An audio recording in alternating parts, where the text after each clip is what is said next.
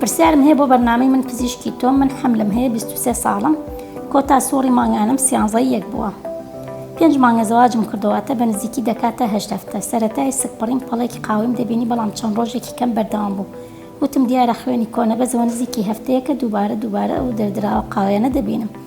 فەحسم کردوتی هیچ کێشت نییە. ئەو جا نازام زۆر خەمی لێ دەخۆم کە شتێک لە مناڵەکە بێت، لەبەر ئەوە نادڵم لەسەری بێت. بەس دەڵم گوناهبار دەبم ئاساتێک خوددا پێمی داوە پارێزگاری لێ نەکەم. ئەو جا بەڕای تۆ کێشەی من چی؟ ئەو دەردراوە قاویانە ئاساییان لەگەڵ ڕێزم.